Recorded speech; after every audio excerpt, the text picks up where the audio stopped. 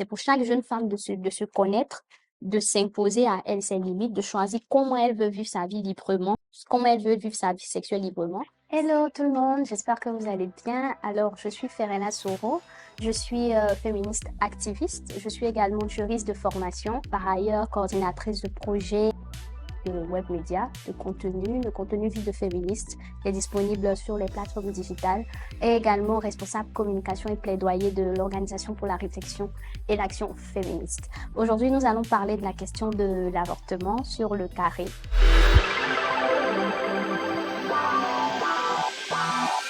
Lorsqu'on parle d'avortement, il faut savoir que l'on parle d'interruption volontaire de grossesse et d'expulsion volontaire du fœtus. Les féministes, on va distinguer généralement l'avortement qui est fait de manière clandestine et l'avortement sécurisé, qui sont deux choses très différentes.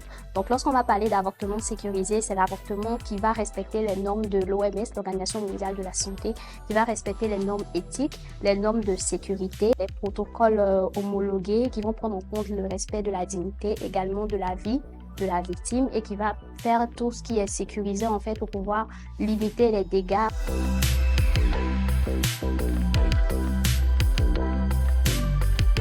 Alors, il faut savoir qu'en Côte d'Ivoire, la loi sur l'avortement est encore très restrictive. Donc, suivant le dernier code pénal de 2019, les femmes ont le droit d'avorter en Côte d'Ivoire seulement dans les cas de viol et dans le cas de danger de la vie de la mère. Donc, la Côte d'Ivoire a ratifié le protocole de Maputo, qui est un protocole additionnel à la Charte africaine des droits de l'homme. Mais en fait, il faut savoir que toutes les normes n'ont pas encore été intégrées dans la loi ivoirienne. Également, la question de l'inceste. Donc, en Côte d'Ivoire, on n'a pas encore le droit d'avorter pour les cas d'inceste. D'abord parce que nous sommes convaincus en tant que militants pour les droits de la femme que l'avortement est un droit pour chaque femme parce que la question de la grossesse et même de la parentalité implique la vie des femmes de manière un peu plus spécifique du fait des normes et des contraintes encore socio-culturelles dans notre société. Donc pour nous, c'est vraiment à chaque femme d'être à même de réfléchir en fait lorsqu'elle est enceinte si elle envisage vraiment amener cette grossesse-là à terme. Deuxièmement, on observe vraiment que le phénomène des avortements clandestins est vraiment déplorable. En Côte d'Ivoire, par exemple, sur l'année 2020, la dernière enquête a révélé près de 280 000 avortements clandestins par an en Côte d'Ivoire. Et ces avortements-là sont beaucoup ravageurs parce que parfois, on observe des cas de décès ou même des cas où les femmes qui le pratiquent ont des conséquences sur le long terme en ce qui concerne leur santé. Donc parfois, il y a des cas de stérilité qui en découlent, il y a des maladies après qui en découlent parce que justement, elles ont utilisé des services et des méthodes qui ne sont pas sécurisées de manière sanitaire.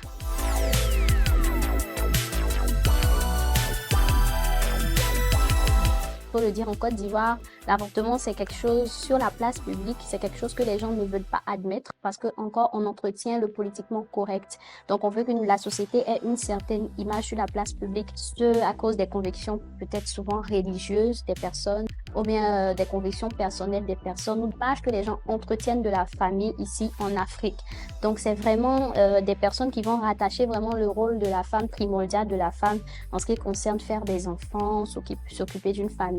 Donc, on va rencontrer des personnes pour qui il n'est pas concevable que les femmes aient le droit d'avorter. Face à ces personnes-là, généralement, les organisations de la société civile que nous sommes, nous envisageons une méthode de discussion, de clarification de valeurs, pour faire comprendre aux personnes les implications de l'avortement et essayer de faire comprendre aux personnes aussi que l'avortement n'est pas une partie de plaisir.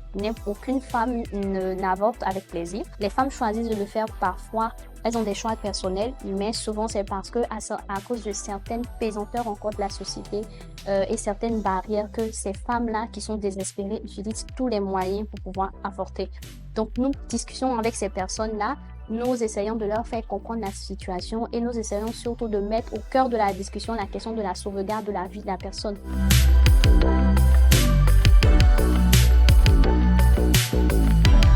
Si l'avortement est autorisé et encadré, nous ne pensons pas qu'on aura plus de cas d'avortement ou une explosion de cas d'avortement parce que les femmes vont se dire que j'ai la liberté d'avorter quand je veux, comme je veux. C'est vrai qu'elles auront cette possibilité-là, mais comme je l'ai dit tout à l'heure, l'avortement n'est pas une partie de plaisir.